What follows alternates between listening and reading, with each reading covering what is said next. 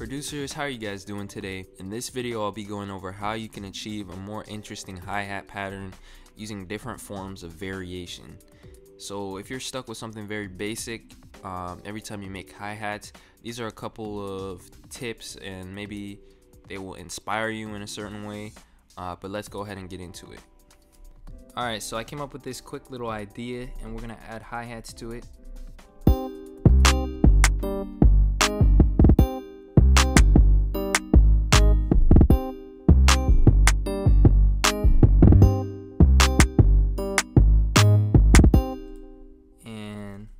I'm gonna create a MIDI track, the typical trap hi-hat pattern, which is just eighth notes all across the board, no variation, very simple.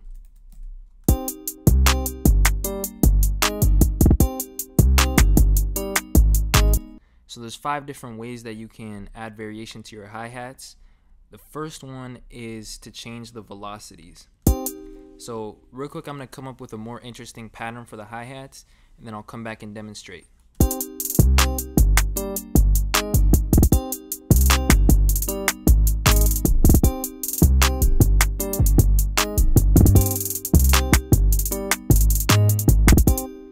The velocity is basically how hard you're hitting the notes. And in the case of a sample, it's going to play the lower velocity at lower volumes and higher velocity at higher volumes.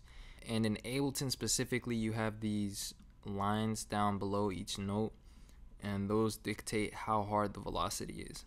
So sometimes what I like to do is I go to every other eighth note, and I like to bring down the velocity on the off notes, basically.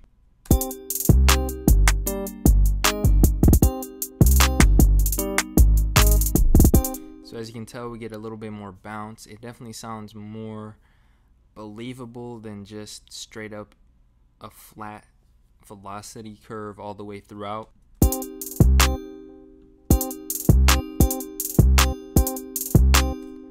Really, it can be anything you want to, as long as you're varying the velocities consistently throughout the clip.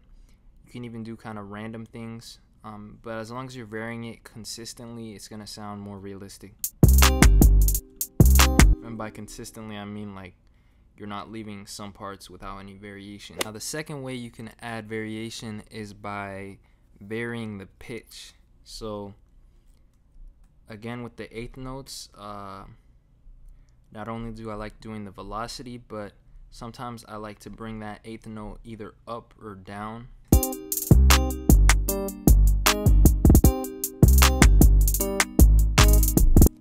So I can also bring it down.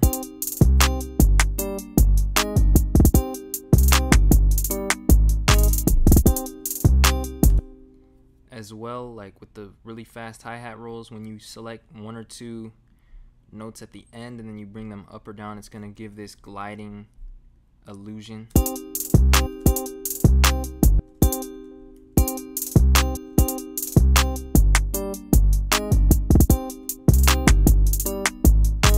The third way I like to add complexity and realism to a hi-hat pattern is by changing the timing of the notes. But if you press this little D icon, it's going to bring up the track delay, and if you turn that up, it's going to take whatever's playing in the track and it's going to push it back however many milliseconds you have it set up within the track delay. So by having that up, it kind of sounds like there's a little bit of off timing, I guess. You can even go further and actually select a few notes, and I like to hold command and press the arrows. So I'm gonna hit the left arrow and kind of bring this note early. Not too much, but just enough so it sounds a little bit weird.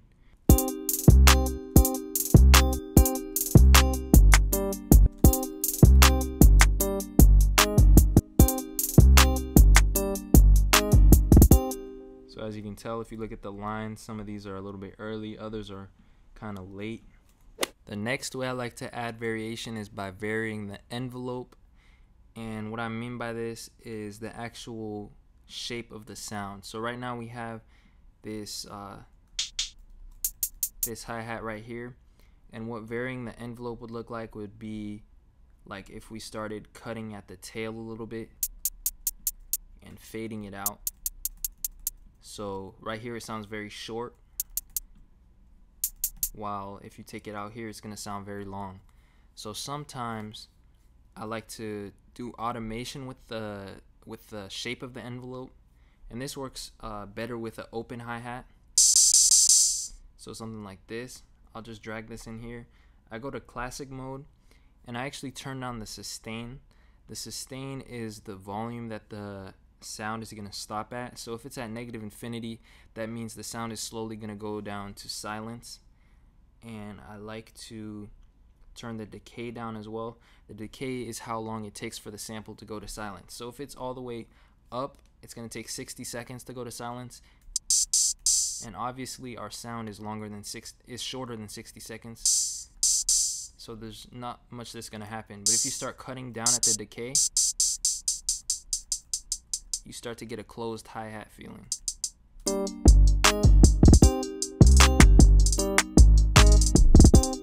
So let's try a different sample.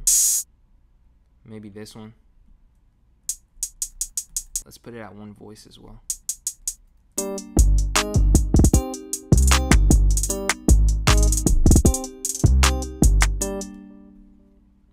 But let's get that hi-hat that we had before.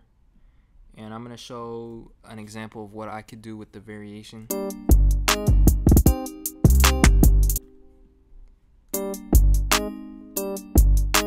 Every off note that we see, which are the ones that are a little bit lower, I'm going to just paste this envelope. So we have a long note and then a short note.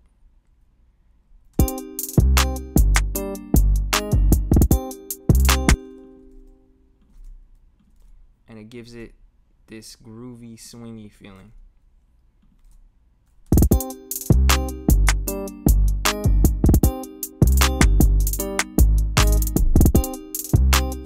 So let's compare that to our other clip.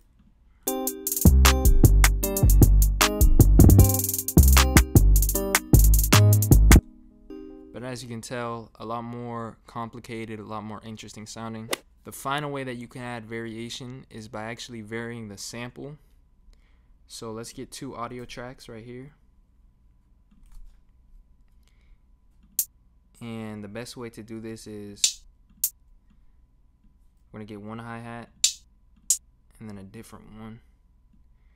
And let's mute our current hi-hat track. And we're just going to paste these eighth notes all the way across.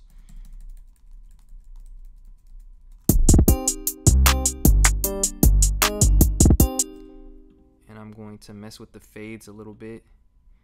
And I'm going to lower the volume as well so it's not so loud. And it's going to be even more of an exaggerated effect because the samples are different.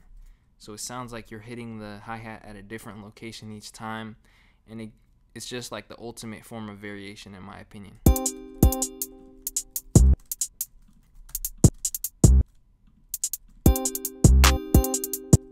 Let's lower the volume on this one a little bit, which is the equivalent of lowering the velocity in a way.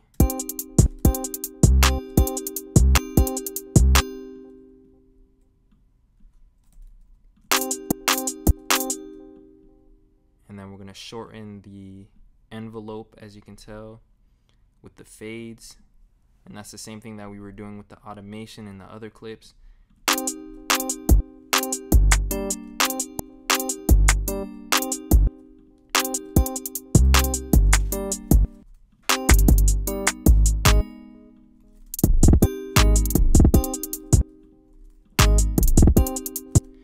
Those were my 5 tips for getting complex hi-hat patterns and more realistic hi-hats. And overall, variation is the key to creating something that's not so bland sounding. If you're using other instruments and other drums, use these same techniques and you're gonna get a same kind of organic feeling and organic texture from it. Other than that, if you like this beat, the 808 I was using was from my 808 Essentials kit.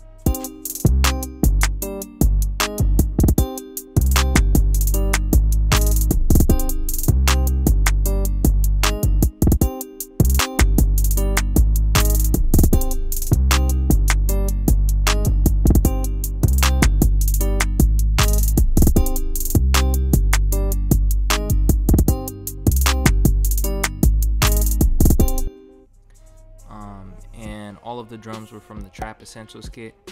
Anyways guys, thanks for watching, and I'll see you guys next time.